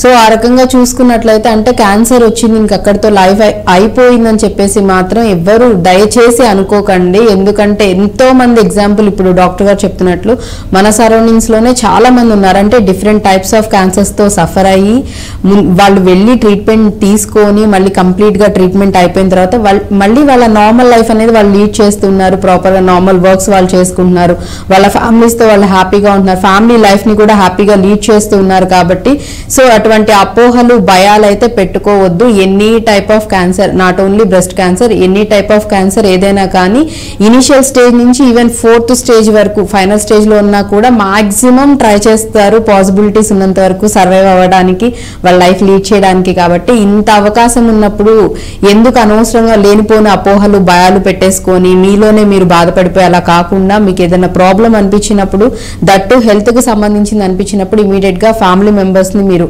వాళ్ళకి వెళ్ళి చెప్పటం విషయం, వాళ్ళని తీసుకొని మీరు డాక్టర్ ని ప్రాపర్ అంటే ఆ పర్టికులర్ ఏదైతే మీకు హెల్త్ ఇష్యూ ఉందో దానికి రిలేటెడ్ డాక్టర్ ని మీరు ఎక్స్పర్ట్స్ దగ్గరికి వెళ్ళి సజెషన్, వాళ్ళని ప్రాపర్ గా వెళ్ళి ట్రీట్మెంట్ అది కనుక్కోవటం, టెస్ట్లు అవన్నీ చేయించుకోవటం. And first and foremost thing confirmation అనేది కూడా చాలా ఇంపార్టెంట్. మనకి మనమే ఇనిషియల్ గా డాక్టర్ గారు చెప్పినట్లు మనకి మనమే డిసైడ్ అయిపోయి మనకి మనమే మెడిసిన్స్ కాకుండా డాక్టర్ కనుక పక్కాగా అంటే మీకు ఉంది ప్రాబ్లం అని అంటే కనుక అప్పుడు కన్ఫర్మేషన్ తీసుకొని అండ్ ప్రొసీజర్ అనేది కనుక స్టార్ట్ చేస్తే కనుక సో హ్యాపీగా మళ్ళీ ట్రీట్మెంట్ అంతా అయిపోయిన తర్వాత మీ నార్మల్ లైఫ్ని మీరు హ్యాపీగా లీడ్ చేయొచ్చు. రైట్. అండ్ అలాగే మనం ఇప్పటి వరకు కూడా సందేహాలు లేకపోతే కామన్ గా ఎటువంటి అపోహలతో భయపడుతున్నాయి ఇవన్నీ మాట్లాడుకుంటున్నాం. సో టెస్ట్ విషయానికి వచ్చేసరికి మీరు బయాప్సీ చేయించుకోవాలని చెప్పారు. బయాప్సీతో పాటు ఇంకేమైనా ఫర్దర్ టెస్ట్లు ఏమైనా చేస్తారా? ఇంతకుముందు మనం అనుకున్నట్టు కన్ఫర్మ్ చేయడానికి క్యాన్సర్ ఉందా లేదా కన్ఫర్మ్ చేయడానికి బయాప్సీ యూజ్ చేస్తాం. సెకండ్ ఇంపార్టెంట్ టెస్ట్ ఏదైతే ఉంటుందో శరీరంలో ఈ క్యాన్సర్ కణాలు అనేవి ఎంత దూరం స్ప్రెడ్ అయ్యామనేది చేసే టెస్ట్ నే స్టేజింగ్ అంటారు. చాలా మంది స్టేజ్ అని అంటుంటారు. స్టేజ్ అంటే ఏంటంటే క్యాన్సర్ కణాలు బాడీలో ఎంత మేర స్ప్రెడ్ అయ్యా అనేది చెప్పేది స్టేజ్. ఫర్ ఎగ్జాంపుల్ రొమ్ము క్యాన్సర్ లో మనం తీసుకుంటే స్టేజ్ 1 అంటే ఆ కణితి ఏదైతే ఉందో రొమ్ము వరకే పరిమితమై సైజ్ చిన్నగా ఉంటే దాన్ని స్టేజ్ 1 అంటాం అన్నమాట.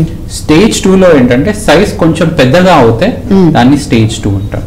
స్టేజ్ 3 లో ఏమవుతుందంటే రొమ్ములో ఉన్న క్యాన్సర్ కణాలు రొమ్మును దాటి చంక భాగంలో కానీ ఛాతి మధ్య భాగంలో ఉన్న లింఫ్ నోడ్స్ కి వెళ్తా ఉంటాయి అన్నమాట. దాన్ని 3వ దశ క్యాన్సర్ అంటాం. సపోజ్ రొమ్ములో ఉన్న కణాలు శరీరంలో వేరే ప్రాంతాలకు వెళ్తే, సపోజ్ బోన్స్ కి వెళ్ళినా గానీ, లివర్ కి వెళ్ళినా గానీ, బ్రెయిన్ కి వెళ్ళినా గానీ దీన్నే స్టేజ్ 4 కానీ అడ్వాన్స్ స్టేజ్ అంటారనమాట. సో ఈ స్టేజ్ అనేది అత్యంత ముఖ్యమైనది. బయాప్సీలో క్యాన్సర్ కన్ఫర్మ్ చేసిన తర్వాత ఈ స్టేజింగ్ అనేది చేస్తామన్నమాట. ఈ స్టేజింగ్ లో క్యాన్సర్ కణాలు శరీరంలో ఎంత దూరం స్ప్రెడ్ అయ్యా అనేది మనకి ఇన్ఫర్మేషన్ వస్తుంది. దీనికి మనం యూజ్ చేసే స్కాన్ నే పెట్ స్కాన్ అంటా ఉంటాం అనమాట. చాలా మంది పెట్ స్కాన్ అంటే ఏంటి అనేది అడుగుతా ఉంటారు. పెట్ స్కాన్ అనేది మనం క్యాన్సర్ ఎంత మేర స్ప్రెడ్ అయ్యింది అనేది తెలుసుకోవడానికి వాడే పరీక్ష అన్నమాట. ఒకే స్కాన్ లో తల నుంచి కాళ్ళ వరకు మొత్తం బాడీని స్క్రీన్ చేస్తూ ఉంటుంది అనమాట. దాంతో మనకి క్యాన్సర్ కణాలు ఎక్కడెక్కడ ఉన్నాయని తెలుస్తూ ఉంటుంది. పెట్ స్కాన్ వల్ల మనకు తెలిసేది స్టేజ్, బయాప్సీ వల్ల తెలిసేది నిర్ధారణ, అంటే క్యాన్సర్ ఉందా లేదా అని కన్ఫర్మేటరీ.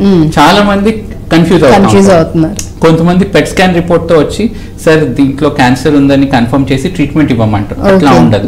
ఆల్వేస్ బయాప్సీలో మనం కన్ఫర్మ్ చేసిన తర్వాత పెట్ స్కాన్ లో చూసి ఎంత మేర స్ప్రెడ్ అయింది అనేది, ఈ రెండు ఇన్ఫర్మేషన్ ని మనము అవగాహన చేసుకొని దెన్ ట్రీట్మెంట్ వైపు చేస్తాం. సో అంటే బయాప్సీ తర్వాత పెట్ స్కాన్ అనేది చేస్తారు. బయాప్సీ అనేది నిర్ధారణ కోసం, మనకి క్యాన్సర్ ఉందా కాదా, అది క్యాన్సర్ కణితేనా కాదా లేకపోతే నార్మల్ దా అనేది నిర్ధారణ చేసేది బయాప్సీ. సో బయాప్సీ తర్వాతే మనకి పెట్ స్కాన్ కి నెక్స్ట్ పెట్ స్కాన్ చేయించుకోండి అని ఐ థింక్ డాక్టర్ సజెస్ట్ చేస్తారు. కాబట్టి పెట్ స్కాన్ లో డాక్టర్ గారు అన్నట్లు టాప్ టు బాటమ్ వరకు మొత్తం బాడీ అంతా స్కాన్ చేస్తారు. ఇంకెక్కడైనా ఉందా లేకపోతే క్యాన్సర్ అనేది ఓన్లీ ఒక చోటే ఉందా లేకపోతే బాడీలో ఇంకే పార్ట్ లో అన్నా స్ప్రెడ్ అయిందా అనేది నిర్ధారణ చేసుకున్న తర్వాత అప్పుడు స్టేజ్, మనం ఏ స్టేజ్ లో అంటే పేషెంట్ ఏ స్టేజ్ లో ఉన్నారు, ఫస్టా, సెకండా, థర్డా, 4th స్టేజ్ లో ఉన్నారా అనేది కన్ఫర్మేషన్ అనేది అవుతుంది. సో ఈ 2 టెస్టులు మాత్రం ఖచ్చితంగా చేయించుకోవాలి. ఎవరైతే సఫర్ అవుతున్నారో క్యాన్సర్ తో సఫర్ అయ్యే వాళ్ళు ఈ 2 టెస్టులు చేయించుకున్నట్లయితే గనక దెన్ ట్రీట్మెంట్ అనేది ఉంటుంది.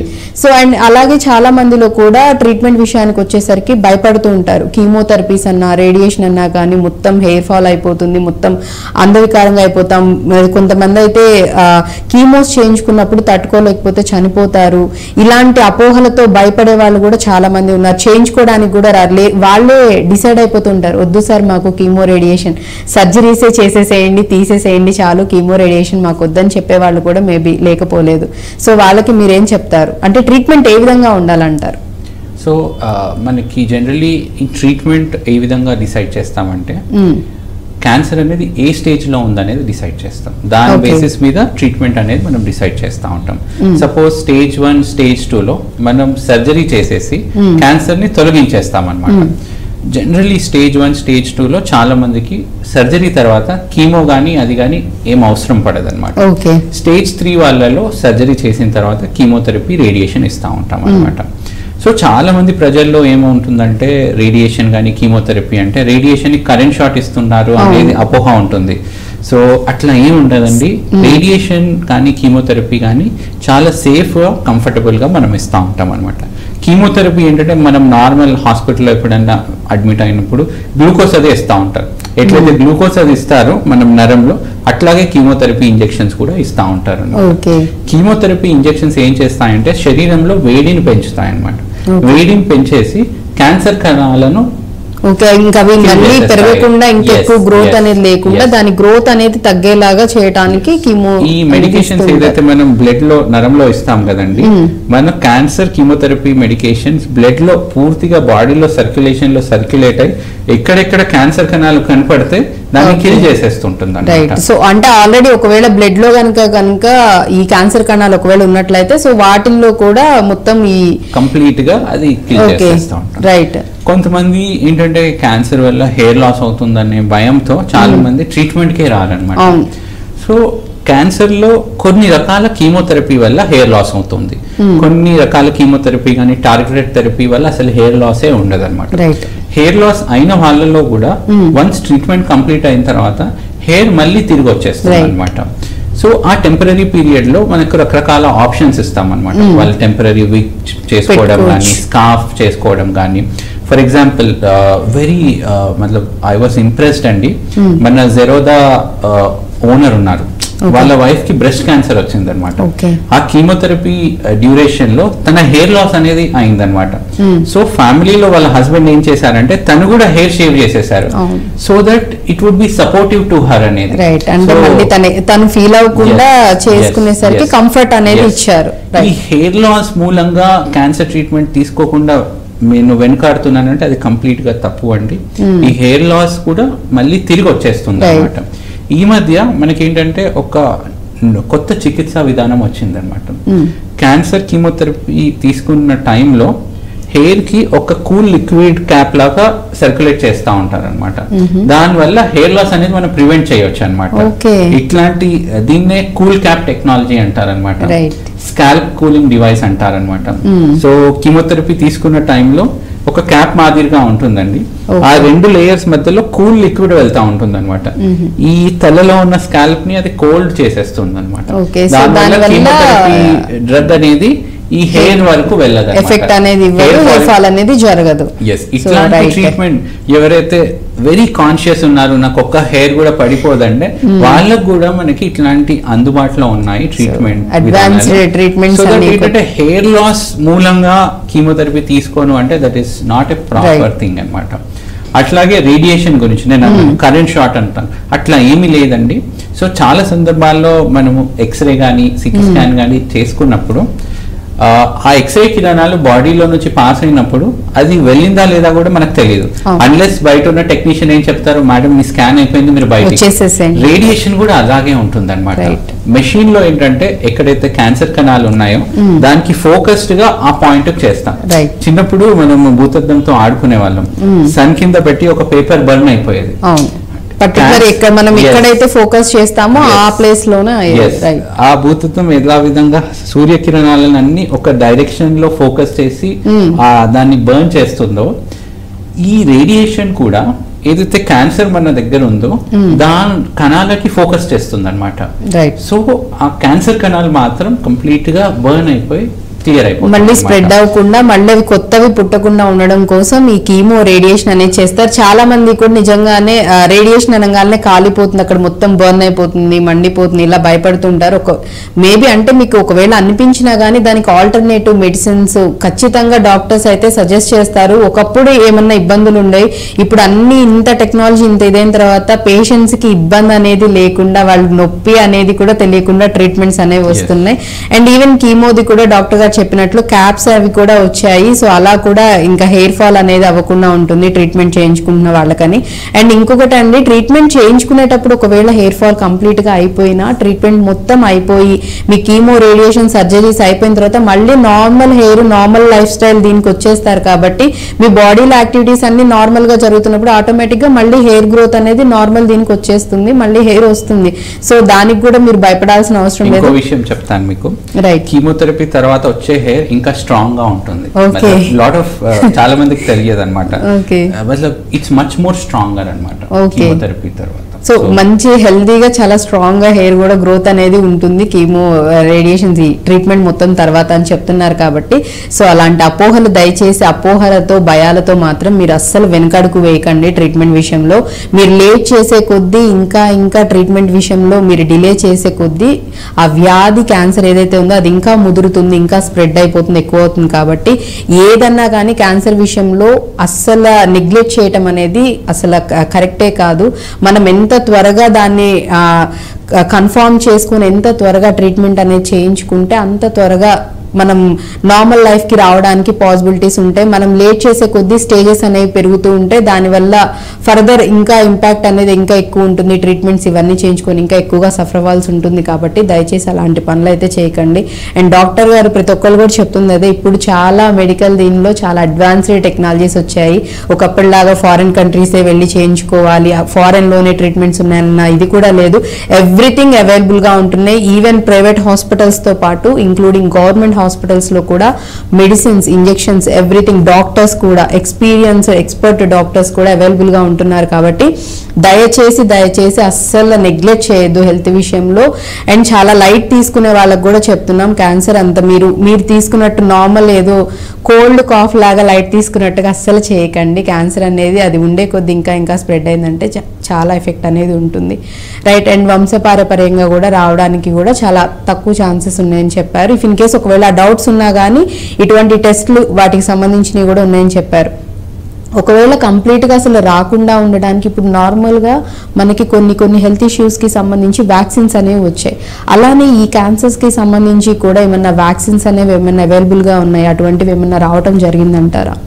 సో క్యాన్సర్ మహమ్మారి నుంచి మనం కాపాడుకోవడానికి 2 విధానాలు ఉన్నాయండి. ఒకటి ప్రివెన్షన్, అంటే కంప్లీట్ గా రాకుండా కాపాడుకోవడానికి. రెండోది ఏంటంటే ఎర్లీ డిటెక్షన్, అంటే ఎర్లీ స్టేజ్ లో దాన్ని స్క్రీనింగ్ అంటాం. మనం ప్రివెన్షన్ పరంగా వెళ్తే ఒక వ్యాక్సిన్ అందుబాటులో ఉందండి. అది సర్వైక్స్ క్యాన్సర్, గర్భాశయ ముఖద్వార క్యాన్సర్ ని కంప్లీట్ గా ప్రివెంట్ చేయడానికి మనము 9 to 25 years మధ్యలో ఉన్న లేడీస్ లో మనం ఇవ్వగలిగితే అది ఖచ్చితంగా సర్విక్స్ క్యాన్సర్ ని ప్రివెంట్ చేస్తుంది అనమాట. That is one thing. అట్లాగే హెల్తీ లైఫ్ స్టైల్, డైలీ మనం అట్లీస్ట్ వీక్ లో 5 days అన్నా మనం రన్నింగ్ చేయగలిగితే, at least jogging for 20 minutes, that is sufficient. This much physical activity.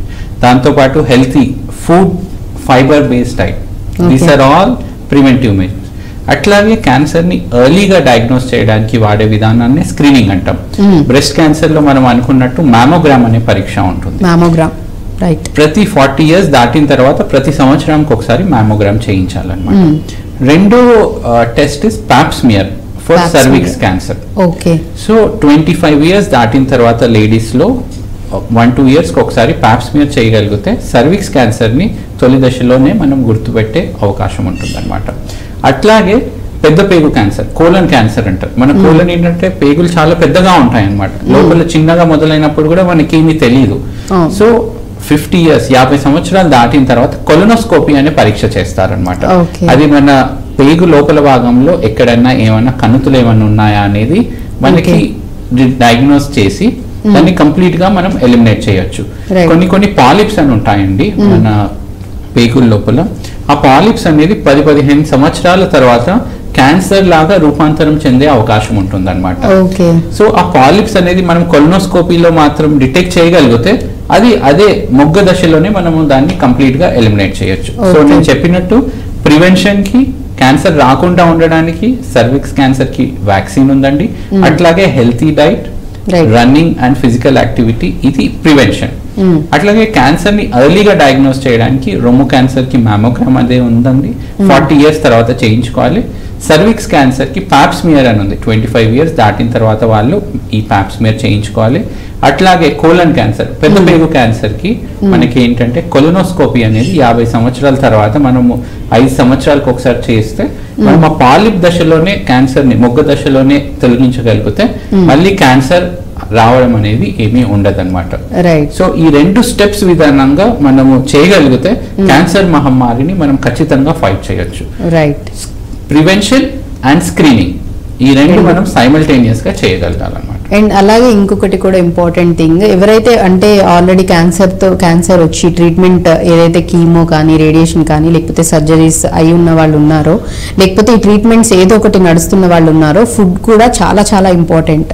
అంటే ఇప్పుడు మీరు ఏదైతే రాకుండా ఉండడానికి ఎటువంటి ఆహారం తీసుకోవాలి ఏదని చెప్పారో, అండ్ అలాగే ట్రీట్మెంట్ టైంలో కూడా మనం తీసుకునే ఫుడ్ అనేది, డైట్ అనేది చాలా చాలా ఇంపార్టెంట్. కాబట్టి అండ్ చాలా మంది కూడా ప్రాపర్గా తీసుకోరు, ఫుడ్ తినాలని అనిపించదు, అనిపించదు, ఆకలి వేయకపోవటము, లేకపోతే ఏదైనా తిన్నా కానీ టేస్ట్ అనేది తెలియకపోవడం, ఇలా సఫర్ అయ్యి ఫుడ్ అనేది కంప్లీట్గా అవాయిడ్ చేసే వాళ్ళు కూడా ఉన్నారు. అలాంటి సిచ్యువేషన్లో వీళ్ళు ఆ టైంలో, ఈ టైం పీరియడ్లో, ట్రీట్మెంట్ టైం పీరియడ్లో ఎటువంటి ఆహారం అనేది వాళ్ళకి చాలా మంచిది అంటారు? ఇది వెరీ ఇంపార్టెంట్ క్వశ్చన్ అండి.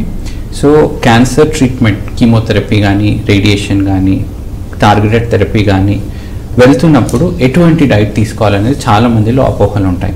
ఇంతకుముందు మనం డిస్కస్ చేసినట్టు ఈ కీమోథెరపీ కానీ, రేడియేషన్ థెరపీ వల్ల బాడీలో హీట్ పెరిగిపోతుంది అనమాట. దానివల్ల ఏమవుతుందంటే, మనం సపోజ్ స్పైసీ డైట్ కానీ తీసుకుంటే ఆ హీట్ ఇంకా పెరిగిపోతుంది అనమాట, దానివల్ల diarrhoea. So the first thing ఏంటంటే, ఏ ఫుడ్ తీసుకున్నా కానీ spice content should be minimal అనమాట, పూర్తిగా తగ్గించేసేయాలి. సెకండ్ పాయింట్ ఏంటంటే, మనం ఏది తిన్నా కానీ ప్రాపర్లీ బాయిల్డ్ తీసుకోవాలన్నమాట. ఎందుకంటే మనము అన్బాయిల్డ్ రా ఫుడ్ తీసుకుంటే ఇన్ఫెక్షన్ వచ్చే అవకాశం ఉంటుంది. క్యాన్సర్ పేషెంట్ లో రోగనిరోధక శక్తి, ఇమ్యూనిటీ అనేది తక్కువగా ఉంటుంది. అట్లాగా రోగనిరోధక శక్తి, ఇమ్యూనిటీ తక్కువ ఉన్నప్పుడు మనం రా ఫుడ్ తీసుకుంటే ఇన్ఫెక్షన్ వచ్చే అవకాశం ఉంటుందండి. ఒకటి less spicy food, second is boiled food. Third ఏంటంటే, వాళ్ళకి ఈజీగా డైజెస్ట్ అయ్యే విధంగా మనం మెత్తగా చేయాలి. నెక్స్ట్ క్యాన్సర్ పేషెంట్స్ ఏంటంటే, వాళ్ళకి తినే వాంఛ ఉండదు అనమాట, అపిటైట్ అనేది ఉండదు అనమాట. దానివల్ల మనం ఏం చెప్తామంటే, నార్మల్ పర్సన్ లో ఎట్లయితే బ్రేక్ఫాస్ట్, లంచ్, డిన్నర్ ఇస్తామో వాళ్ళకి ఆ మధ్యలో కూడా మనం కొంచెం కొంచెం ఇవ్వాల్సి వస్తుంది అనమాట. Small frequent meals. So breakfast, lunch మధ్యలో ఒక స్నాక్ మీల్ లాగా ఇవ్వాల్సి వస్తుంటుంది. అట్లాగే మనం నైట్ పడుకున్నప్పుడు మార్నింగ్ లేసేంత వరకు ఆల్మోస్ట్ 8 to 10 hours ఉంటుంది అనమాట. క్యాన్సర్ పేషెంట్స్ లో మేము ఏం చేస్తామంటే మిడ్ నైట్ స్నాక్ మీల్ అని చెప్తాం. వాళ్ళు పడుకునే బెడ్ పక్కన ఒక జ్యూస్ కానీ, సమ్ ఫ్రూట్ కానీ అది కట్ చేసుకొని మధ్యరాత్రిలో ఎప్పుడైనా యూరిన్ కి వెళ్ళినప్పుడు 2 o'clock 3 o'clock they can take. మనకి ఏంటంటే క్యాన్సర్ పేషెంట్స్ లో ఒకేసారి they cannot take the full quantity of food అనమాట. నార్మల్ గా సపోజ్ మనం బ్రేక్ఫాస్ట్ అప్పుడు 2-3 ఇడ్లీస్ తీసుకుంటాం అనుకోండి, 3 ఇడ్లీస్ వాళ్ళు ఒకేసారి తీసుకోలేకపోతారు. ఆ టైం ఇచ్చేసి 1 hour తర్వాత ఇంకో ఇడ్లీ ఇవ్వండి. సో ఇట్లా స్మాల్ క్వాంటిటీ, ఫ్రీక్వెన్సీ పెంచాలి. అంటే కొంచెం కొంచెంగా ఎక్కువ సార్లు వాళ్ళకి ఫుడ్ అనేది ఇస్తూ ఉండాలి. అండ్ అది కూడా స్పైసెస్ చాలా తక్కువ ఉన్నవి అండ్ జావలాగా ఉండే ఫుడ్ అనేది వాళ్ళకి కనుక పెడుతూ ఉన్నట్లయితే కనుక కొంచెం వాళ్ళు ఎనర్జెటిక్ గా ఉండడానికి, కొంచెం ఓపిక అది రావడానికి ఉంటుంది అనేసి చెప్తున్నారు. సో 3 చెప్పానండి. Less spicy food, properly boiled చేసి ఉండాలి, వెరీ ఇంపార్టెంట్. అట్లాగే మనం ఏమి ఇచ్చినా స్మాల్ ఫ్రీక్వెంట్ ఇవ్వాలి. నెక్స్ట్ ఇంపార్టెంట్ ఏంటంటే, మన ఫ్రూట్స్ అవి ఉంటాయి కదండి, ఫ్రూట్స్ అవి బయట సర్ఫేస్ లోనే మనకి ఇన్ఫెక్షన్ అనేది ఉండే అవకాశం ఉంటుంది. అట్లాగే ఈ ఫర్టిలైజర్స్ కానీ అవి స్ప్రే చేస్తూ ఉంటారు. సో పీల్ చేసి ఇవ్వాలి. సో ఫ్రూట్స్ కానీ ఏమైనా ఇచ్చినప్పుడు ఆ స్కిన్ పీల్ చేసి ఇవ్వాల్సి వస్తుంది. సపోజ్ యాపిల్ ఇవ్వాలనుకోండి, మంచిగా వాష్ చేసి ఆ స్కిన్ పీల్ చేసి ఇవ్వాల్సి వస్తుంది అనమాట. క్యాన్సర్ పేషెంట్ లో ఫుడ్ రిలేషన్ ఏంటంటే మనకు 2 ఇష్యూస్ ఉంటాయి అనమాట. ఒకటి వాళ్ళకి ఇన్ఫెక్షన్ వచ్చే అవకాశం ఉంటుంది, 2 ఆ ఫుడ్ టాలరేట్ చేయడంలో డిఫికల్టీ ఉంటుంది. ఈ 2ని మనము ఎలిమినేట్ చేయాలంటే మనకి సొల్యూషన్స్ ఏంటి? Less spicy food, small frequent meals, proper గా బాయిల్ చేయివ్వండి అండ్ స్కిన్ పీల్ చేసి ఇవ్వాలన్నమాట. ఇట్లాంటి మాడిఫికేషన్స్ మనం ఇవ్వగలిగితే దెన్ ఖచ్చితంగా వాళ్ళ న్యూట్రిషన్ అది ఇంప్రూవ్ అయ్యి ట్రీట్మెంట్ తో పాటు వెయిట్ లాస్ కాకుండా ఉంటుంది అనమాట. అండ్ దీనిలో కూడా ఇంకొకటి కూడా అడగాలి డాక్టర్ గారు, కొంతమంది అడుగుతూ ఉంటారు, అంటే ట్రీట్మెంట్ ఇలా నడుస్తున్న వాళ్ళకి నాన్ వెజ్ పెట్టొచ్చా? ఎందుకంటే ఇప్పుడు ఏది any type of health issue ఏది నడుస్తున్నా కానీ హ్యాపీగా అన్ని ఫుడ్ తీసుకోవచ్చు అని డాక్టర్స్ చెప్తూ ఉంటారు కదా. మరి ఇటువంటి క్యాన్సర్ తో సఫర్ అయ్యే వాళ్ళకి నాన్ వెజ్ అనేది పెట్టొచ్చు, ఒకవేళ పెడితే అన్ని పెట్టొచ్చా, లేకపోతే పర్టికులర్ గా ఇలా ఏమన్నా ఉంటుందా అనే డౌట్ కూడా ఉంది. సో దానికి ఏం చెప్తారు? సో క్యాన్సర్ ట్రీట్మెంట్ కానీ క్యాన్సర్ డయాగ్నోస్ అయిన తర్వాత నాన్ వెజిటేరియన్ డైట్ అవాయిడ్ చేయవలసిన అవసరం ఏ మాత్రము లేదు. ఓకే, చేయక్కర్లేదు. దే కెన్ టేక్ ఎగ్స్, అట్లాగే నాన్ వెజ్ చికెన్ కానీ మటన్ కానీ తీసుకోవచ్చు విత్ ప్రికాషన్ దట్ అది డైజెస్ట్ అయ్యే విధంగా ప్రాపర్ గా బాయిల్ చేయాలన్నమాట. స్పైసెస్ ని తగ్గించాల్సి వస్తుంటుంది. నాన్ వెజ్ అలౌ చేస్తున్నామని టండూరి చికెన్ అట్లాంటివి తీసుకోవాలి. ఇంట్లో ఏంటంటే జాగ్రత్తగా మంచిగా క్లీన్ చేసి బాయిల్ చేసి స్పైసెస్ తక్కువగా ఉండే విధంగా తీసుకోవాలి. మసాలాలు అవన్నీ చాలా తక్కువ వేసి అండ్ బాగా కుక్ చేయమని చెప్తున్నారు. అలా అని మరి ఓవర్ కుక్డ్ కూడా కాకుండా ప్రాపర్ గా కుక్ చేసుకొని కొంచెం అంటే వాళ్ళకి డైజెస్ట్ అయ్యే విధంగా ఉండేలాగా పెట్టొచ్చు అని చెప్తున్నారు. అండ్ అది కూడా చెప్పారు కదా ఇప్పుడు డాక్టర్ గారు అని చెప్పేసి మీరు ఎంత బల్క్ గా తీసుకువెళ్ళి పెట్టడాలు అలాంటివి చేయకండి. అది కూడా మీరు ఒకవేళ ఎవరైనా పేషెంట్స్ ఉన్నా మీకు సంబంధించిన వాళ్ళు ఉన్నా కానీ అది కూడా ఖచ్చితంగా డాక్టర్ని అడిగి ఎంత వాళ్ళు ఎంత తెమ్మని చెప్తారంటే ఎంత క్వాంటిటీ పెట్టమని చెప్తారు ఏంటనేది కూడా ఒకసారి మీరు ఖచ్చితంగా కనుక్కొని డాక్టర్ సజెషన్ మీద మీరు వాళ్ళకి పెట్టడం చేయండి. లేదు అంటే బ్లైండ్ గా మేము పలానా దానిలో చూసాం లేకపోతే పలానా డాక్టర్ సజెస్ట్ చేశారు అన్ని పెట్టొచ్చు అని చెప్పారని మీరు బిర్యానీస్ డాక్టర్ గారు అన్నట్టు తందూరీస్ పెట్టారంటే లేనిపోని ప్రాబ్లమ్స్ అయితే వస్తూ ఉంటాయి. కాబట్టి ఇంకో విషయం ఏంటంటే మన ఇళ్లలో రాత్రి కొద్దిగా ఫుడ్ మిగిలిపోతే మరుసటి రోజుకి మనం పెట్టుకుంటాం. సో అట్లాంటి అలవాట్లు తెలుగు రాష్ట్రాల్లో చాలా ఉందన్నమాట. సో క్యాన్సర్ పేషెంట్స్ కి ఫ్రెష్ ఫుడ్ ఇవ్వాలండి. సో అట్లా నిల్వ ఉంచినవి ఒక రోజు 2 రోజుల తర్వాత ఫుడ్లు అట్లా వండినవి పెట్టొద్దని చెప్తున్నారు. ఫ్రెష్ కుక్డ్ అండ్ బాయిల్డ్ ఇది మనం ఇవ్వాలి. అప్పటికప్పుడు చక్కగా ఫ్రెష్ గా ఆ రోజు చేసినవి మాత్రమే పెట్టండి అని చెప్తున్నారు. అండ్ అలాగే డాక్టర్ గారు ఇంకొంతమంది కూడా ఏంటంటే బ్రెస్ట్ క్యాన్సర్ వచ్చిన వాళ్ళు లేడీస్ లో ఏంటంటే మొత్తం బ్రెస్ట్ అంతా ఒక సైడ్ కంప్లీట్ గా తీసేస్తారు అని చెప్పేసి ఆ భయంతో కూడా డాక్టర్ వరకు రాని వాళ్ళు కూడా అంటే డాక్టర్ దగ్గరికి వెళ్ళి చూపించుకుని వాళ్ళు కూడా చాలా మంది ఉన్నారు. అంటే ఇక్కడ క్వశ్చన్ ఏంటంటే అన్ని స్టేజెస్ లో అంటే ఏ స్టేజ్ లో ఉన్నా కానీ రిమూవ్ చేసేస్తారా లేకపోతే పర్టికులర్ గా దానికి కూడా ఈ స్టేజ్ లోనూ లేకపోతే మొత్తానికే కంప్లీట్ గా ఎఫెక్ట్ అయిపోయింది ఆ పార్ట్ అంతా అన్న సిచ్యువేషన్స్ లోనే రిమూవ్ చేయడం ఉంటుందా? సో బ్రెస్ట్ క్యాన్సర్ సర్జరీలో చాలా అధునాతనమైన చికిత్సా విధానాలు వచ్చాయన్నమాట. ఇంతకు పూర్వం మీరు అన్నట్టు పూర్తిగా రొమ్ము తొలగించేవాళ్ళు, కానీ ప్రస్తుతం ఏంటంటే చిన్న సైజులో ఉన్నచో కేవలం ఆ క్యాన్సర్ కణితి వరకు మాత్రమే మనం తొలగిస్తాం అన్నమాట. రొమ్ముని అలాగే ఉంచుతాం. సపోజ్ ఆ క్యాన్సర్ కణితి సైజ్ పెద్దగా ఉందనుకోండి, మనం ఫస్ట్ కీమోథెరపీ ఇంజెక్షన్స్ ఇస్తాం అన్నమాట. ఇంజెక్షన్స్ ఇచ్చేసి ఆ కణితిని సైజ్ ని తగ్గిస్తాం. తగ్గిన తర్వాత దెన్ సర్జరీ చేస్తాం. ఇట్లాంటి పరిస్థితుల్లో ఏంటంటే ఈ సర్జరీనే బ్రెస్ట్ కన్జర్వేషన్ సర్జరీ అంటాం. అంటే దీని అర్థం ఏంటంటే కేవలం క్యాన్సర్ ఉన్న కణితిని తొలగించి రొమ్ము అలాగే ఉంటుంది అన్నమాట. కణితిని మాత్రమే రిమూవ్ చేస్తారని చెప్తున్నారు. ఈ చికిత్సా విధానం వల్ల క్యాన్సర్ ట్రీట్మెంట్ సంపూర్ణంగా జరుగుతుంది. అట్లాగే లేడీస్ లో సెల్ఫ్ కాన్ఫిడెన్స్ అనేది కూడా బూస్ట్ అవుట్ అవుతుంది. అంటే పూర్తిగా రొమ్ము తొలగించకుండా కేవలం కణితి వరకే తొలగించి ఈ విధానంలో కూడా సక్సెస్ రేట్ అనేది చాలా నార్మల్ గా ఉంటుంది. రొమ్ము కంప్లీట్ గా తీసేస్తే ఏదైతే సక్సెస్ రేట్ ఉంటుందో ఈ బ్రెస్ట్ కన్జర్వేషన్ సర్జరీ ఓన్లీ ఈ కణితి వరకే తొలగించినా గానీ అంతే రిజల్ట్ ఉంటుంది అన్నమాట. రైట్. అంటే ఇఫ్ ఇన్ కేస్ ఒకవేళ రిమూవ్ చేయాలన్నా అది డిపెండ్స్ అంటారా? అంటే వాళ్ళు ఏ స్టేజ్ లో ఉన్నారో దాన్ని బట్టే ఫస్ట్ స్టేజ్ సెకండ్ స్టేజ్ లో మనం ఖచ్చితంగా కేవలం కణితి వరకే మనం తొలగిస్తాం. సపోజ్ సైజ్ పెద్దగా ఉన్నా కూడా మనం కీమోథెరపీ ఇంజెక్షన్స్ ఇచ్చి ట్రై చేస్తాం అన్నమాట. సైజ్ తగ్గితే ఆ సైజ్ తగ్గిన తర్వాత దెన్ ఓన్లీ కణితి వరకే మనం తీసేస్తాం. ఒకవేళ తగ్గలేదు అది అట్లానే అట్లాంటి పరిస్థితుల్లో రొమ్ము తొలగించవలసిన అవసరం ఉంటుంది. లేనిచో మనం కేవలం కణితిని మనం తొలగించవచ్చు. ఓకే. సో ఎవరైతే ఈ డౌట్ తో కూడా చాలా మంది ఉంటారు కాబట్టి వాళ్ళ కోసం అడగడం జరిగింది. అంటే డాక్టర్ గారు చెప్పినట్లుగా ఓన్లీ పర్టికులర్ ఏదైతే కణిత ఉందో అది మాత్రమే తొలగిస్తారు. ఇఫ్ ఇన్ కేస్ ఒకవేళ కీమో మనం ట్రీట్మెంట్ ఇవన్నీ చేస్తున్నా గానీ దాని సైజ్ తగ్గలేదు అని అంటే కనుక అటువంటి కండిషన్స్ లో అటువంటి సిచ్యువేషన్స్ లో మాత్రమే రిమూవ్ చేస్తారని చెప్తున్నారు. కాబట్టి సో ఇటువంటి సందేహాలతో భయాలతో కూడా భయపడిపోయి రాకుండా డాక్టర్స్ ని కన్సల్ట్ అవ్వకుండా ఉండే వాళ్ళ కోసమే అడగడం జరిగింది. సో అటువంటి అపోహలు ఏం పెట్టుకోకండి. ఒకవేళ నిజంగానే మీకు డిటెక్ట్ అయ్యి మీరు సెల్ఫ్ చెక్ చేసుకున్నప్పుడు మీకు ఏదైనా ప్రాబ్లం ఉందంటే మాత్రం ఖచ్చితంగా డాక్టర్ దగ్గరికి మీరు ఖచ్చితంగా వెళ్ళండి అండ్ టెస్ట్ చేయించుకొని కన్ఫర్మేషన్ చేయించుకోండి, ట్రీట్మెంట్ కూడా చేయించుకోండి. హ్యాపీగా మీ ఫర్దర్ లైఫ్ ని హ్యాపీగా లీడ్ చేయొచ్చు. మంచి ఫర్దర్ లైఫ్ కూడా చాలానే ఉంటుంది. అక్కడతోనే లైఫ్ అనేది ఎండ్ అయిపోదు, స్టాప్ అయిపోదు. కాబట్టి ప్రతి ఒక్కళ్ళు కూడా ఇది గమనించండి. మరీ ఇంతలా చెప్తున్నాను. Right. Before that thank you so much doctor గారు. అండ్ ఈచ్ అండ్ ఎవ్రీథింగ్ అంటే కామన్ గా ఎందుకు వస్తుందనే దాని దగ్గర నుంచి ఎటువంటి సందేహాలు రెగ్యులర్ గా ఇప్పుడు మనం చాలా వరకు చూస్తూ ఉన్న అపోహలతో సందేహాలతోనే డౌట్స్ తోనే చాలా మంది వెనుకడుగు వేస్తున్న వాళ్ళు ఉన్నారు. కాబట్టి సో వాటన్నిటికీ సంబంధించి చాలా క్లియర్ గా ఎక్స్ప్లెయిన్ చేశారు అండ్ ఎటువంటి టెస్టులు చేయించుకోవాలనేది కూడా చెప్పారు. Thank you sir. Thank you so much. Thank you. నమస్తే. సో చూసారు కదా, ఇదండి ఇవాల్టి టాపిక్. నెక్స్ట్ మరో టాపిక్ తో మళ్ళీ మీ ముందుంటాను. Keep watching I Dream news.